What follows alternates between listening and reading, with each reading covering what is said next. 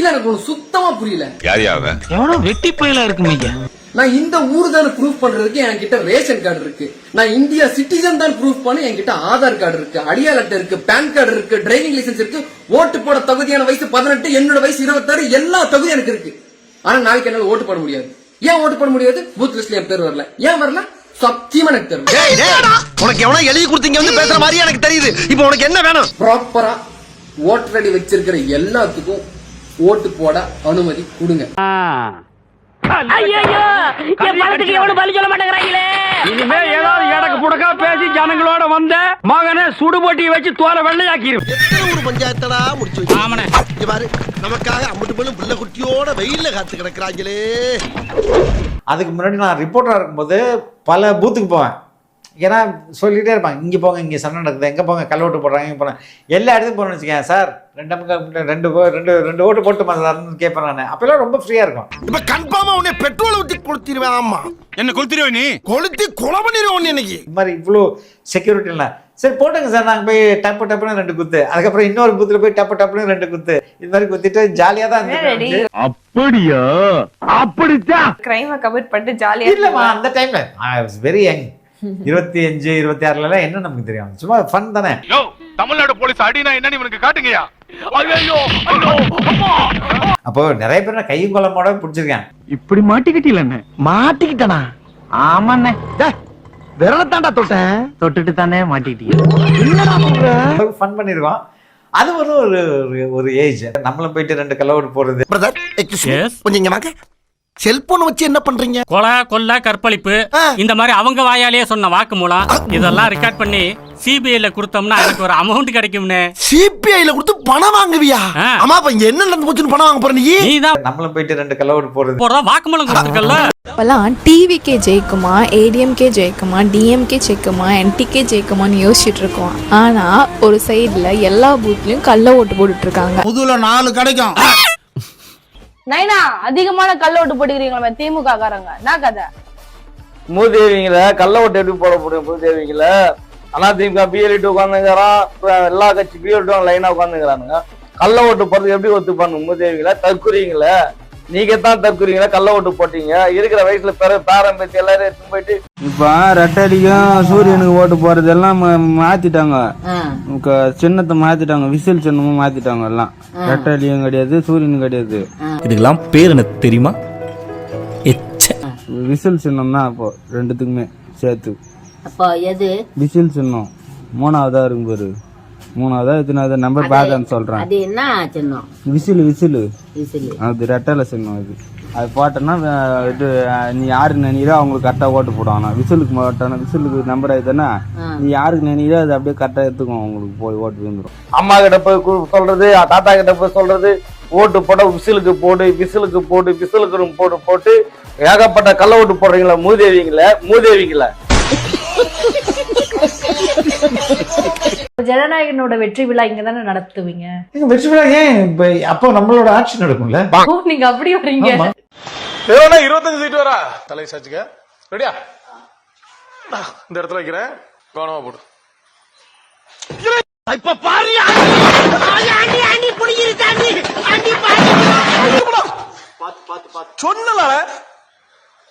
சொன்னலால இழுத்துட்டு போயிரு. கண்டிப்பா அதுல ஷோரா இருக்கீங்களா? Yes, 100%. You look at the crowd in Malaysia. ஆஹா, இவன் மண்டை குழம்பி மெண்டலாகி வந்திருக்கானா இல்ல போர் அடிக்குதுன்னு டைம் பாசிங் பண்றானா? அப்போ நீங்க எப்படி சார் எல்லாத்தையும் ஒருங்கிணைப்பீங்க? பீச்சே நாங்க வந்து எடுத்துப்போம். அப்படிங்களா சார்? உங்க வாய் உங்க உருட்டு, நீங்க உருட்டுறீங்க. திமுக பயந்து இருக்காங்க. ஏன்னா திருத்தணி தொகுதியில திமுக கண்டெஸ்டே பண்ணல.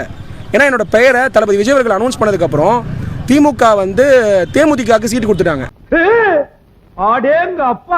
ரீல்ஸ் பண்ற அமலா ஷாஜிக்கு 4.3 மில்லியன் ஃபாலோவர்ஸ். அதே யுவனுக்கு மியூசிக் கம்போசருக்கு 2.3 மில்லியன் ஃபாலோவர்ஸ் தான். ஏன் தெரியுமா? மே 4 வரைக்கும் வெயிட் பண்ணாங்க. பிரகலைகள் ஆரம்பம்.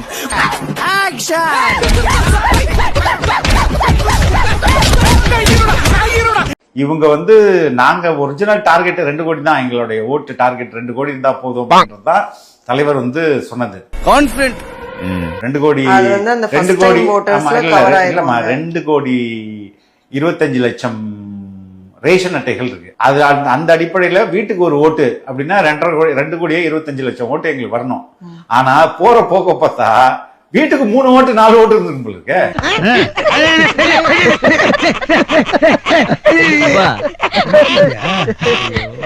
நீங்க எங்க வேணா விசாரிச்சு பாருங்க, யாருக்கு போட்டீங்கன்னா எல்லாம் விசில்றாங்க. பல இடங்களில் நான் சொல்றது அக்ராஸ் த தமிழ்நாடு பல்வேறு இடங்களில் பல்வேறு பூத்துகள்ல விசில் சின்னமே வந்து என்னது அந்த பட்டனே வந்து கீழே போயிடுச்சு. சொல்லும் போதே தெரியல டூப்னு.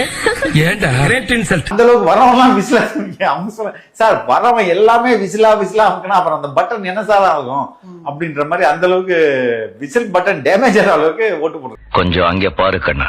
எங்க வீட்டுல மொத்தம் 8 பேருமே ஓட்டு போட்டாச்சு. ஒரு ஓட்டு கூட தவற விடலாம். நான் யாருக்கு ஓட்டு போட்டேன் அப்படின்னா தமிழ்நாட்டிலேயே தமிழ் மக்களுக்காக ஓங்கி ஒலிக்கிற ஒரு குரலா நான் பார்க்குற ஒரு மனிதருக்கு தான் போட்டேன். எப்பவுமே ஜெயிச்சாலும் தோத்தாலும் நமக்காக களத்துல நிற்பாரு கண்டிப்பா. அந்த மாதிரி ஒரு தலைவர். ஒரே ஒரு வருத்தம் என்னன்னா டிவிகேக்கு ஒரு ஓட்டு விழுந்துட்டு என் ஃபேமிலியில இருந்து. அது எனக்கு கொஞ்சம் வருத்தம். ஏன் அப்படின்னா மக்களுக்காக நிற்க மாட்டாரு, நிற்க போறதும் கிடையாது, நின்னதும் கிடையாது. அதனால கொஞ்சம் வருத்தம் இருக்கு. இதுல தோத்தா கண்டிப்பா படம் நடிக்க போயிடுவாரு. அப்படி பாஞ்சுக்கிட்டு வந்துடாதீங்க டிவிகே பாய்ஸ் எல்லாரும், அதுதான் உண்மை.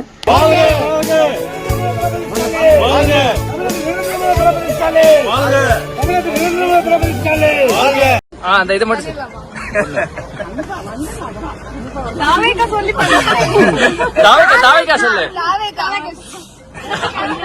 எங்கே செல்லும் இந்த பாதை? நம்ம பார்ட்டிய போயிட்டு இருக்கு. ஏங்க நீங்க சாயந்தரம் போன் பண்ணுங்க. டேய் பாடி என்கிட்ட கொடுங்கடா.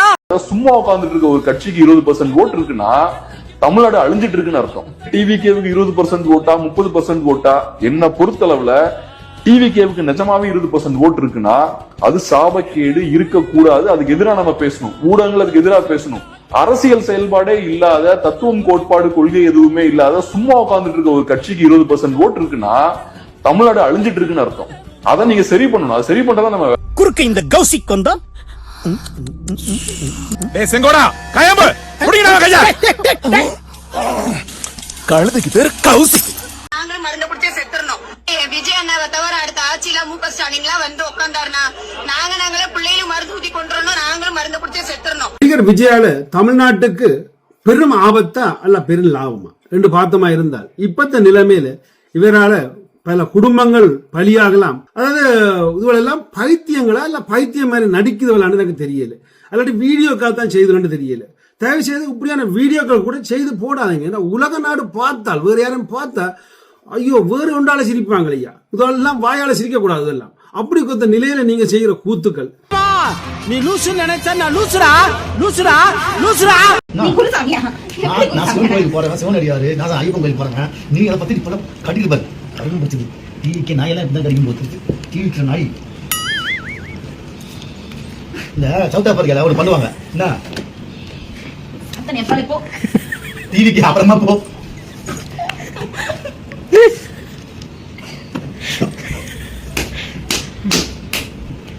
போய் பிள்ளைய பெத்த பாரு. பிறந்த நாள்ல நீ சாக்லேட்ல குத்தல, சாக்லேட்ட ஸ்வீட்டா குத்தல. கேக் எல்லாத்துக்கும் வெஸ்ட் குத்து போலாம். எப்படி மருந்து இந்த மிது சாத்தனே போல எங்க அப்பா கிட்ட வந்து கூட டிவி கேக்கு சப்போர்ட் பண்ண சொல்லு. गाइस அவங்க நம்மள மாதிரி நார்மல் பீப்பிள் கிடையாது गाइस. சொன்னா புரிஞ்சுங்க. அந்த மே 4 எப்பயா வரும்னு இருக்குது. இன்ஸ்டாகிராமுக்குள்ள போனாலே மே 4ஆம் தேதி அண்ணன் சிஎம் ஆயிடுவாரு, 234 தொகுதியிலே நம்ம வின் பண்ணிடுவோம், நமக்கு எதிர்கட்சியே இருக்காது அப்படின்னு ஒரு தனி உலகத்துல வாழ்ந்துட்டு இருக்கானுங்க. இன்னொரு கும்பல் என்ன சொல்லுதுன்னா இந்த எல்லா பிரச்சனைக்கும் காரணம் யாருன்னா சித்தப்பா தான் கொரோனா டைம்ல எல்லாரையும் ஆல் பாஸ் பண்ணி விட்டாரு, அதனாலதான் தமிழ்நாட்டுல இவ்வளவு தற்கொலை உருவாயிட்டாங்க அப்படின்றாங்க. இந்த தாவேக்கா எந்தெந்த தொகுதியிலாம் டெபாசிட்டுக்கு அதிகமா ஓட்டு வாங்குதோ அந்தந்த தொகுதியிலாம் எஜுகேஷனை கொஞ்சம் டெவலப் பண்ணணும். யாரு என்ன சொன்னா எப்படியோ மே 4ஆம் தேதி தாவேக்காவோட நண்பிசை பத்திரமா பாத்துக்க வேண்டியது நம்மளோட பொறுப்பு. தனியா எங்கேயும் விட்டுறாதீங்க. வீட்டுல இருக்கிறவங்க ஒரு கண்ணு வச்சுக்கோங்க. நம்ம பிள்ளைகளை நம்ம தான் பாத்துக்கணும். வாய்ப்பில்லை ராஜா, வாய்ப்பு. குழந்தைங்க வந்து பிறந்தாங்கன்னா அம்மான்னு தான் சொல்லி அழுகுவாங்க. இப்ப இனிமே பிறக்கிற குழந்தைங்க எல்லாருமே டிவிக்கேன்னு தான் பேச போறாங்க, கூப்பிட போறாங்க.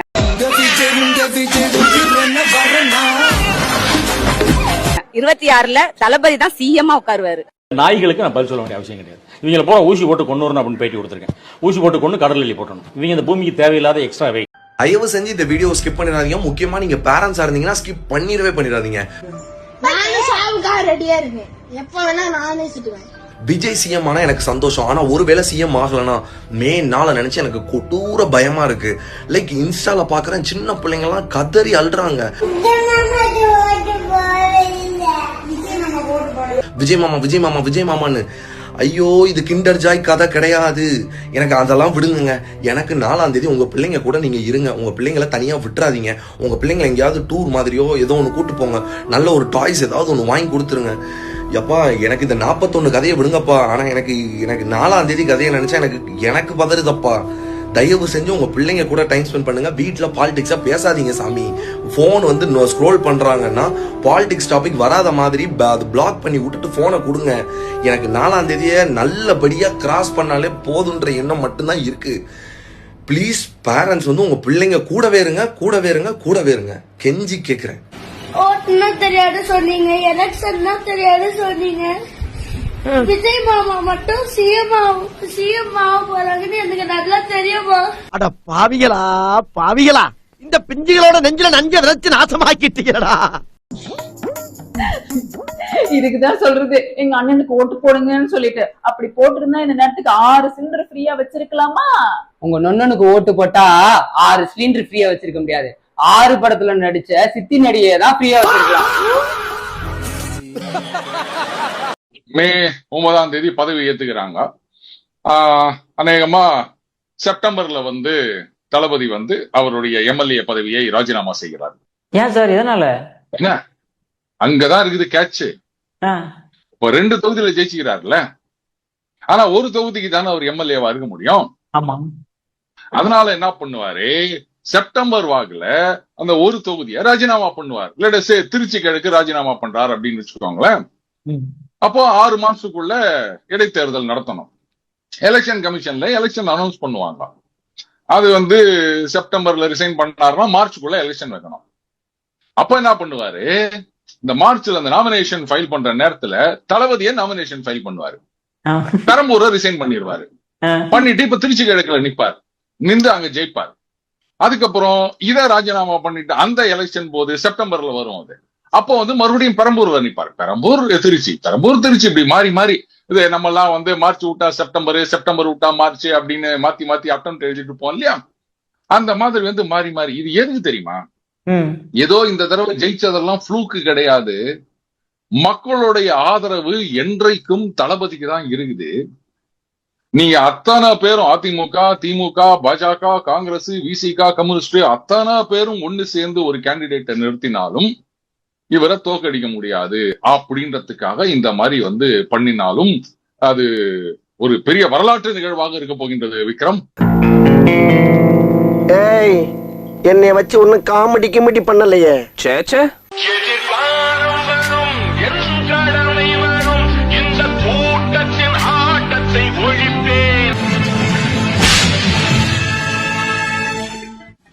வணக்கம் வாத்தியாரே.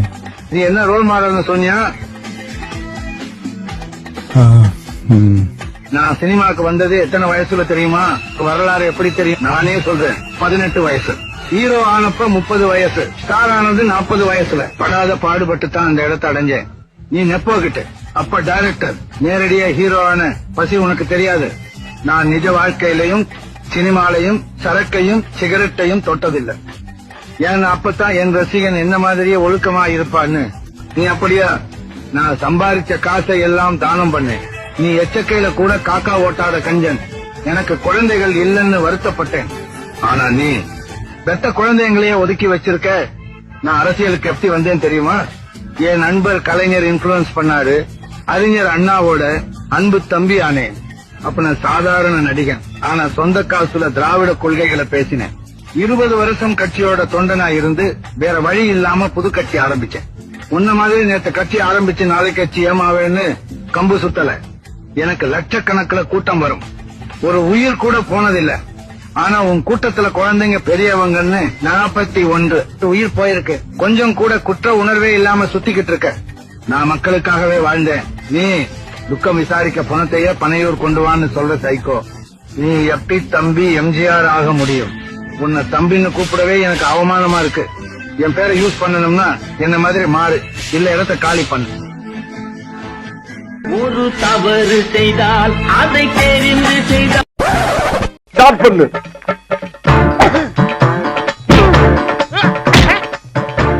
இங்கிட்டு வா. அப்படியா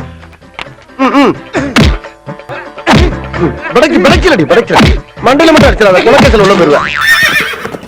சரியா? உங்க வீட்டு பிள்ளையா நினைச்சு எல்லாரும் என்னை மன்னிச்சிருக்க.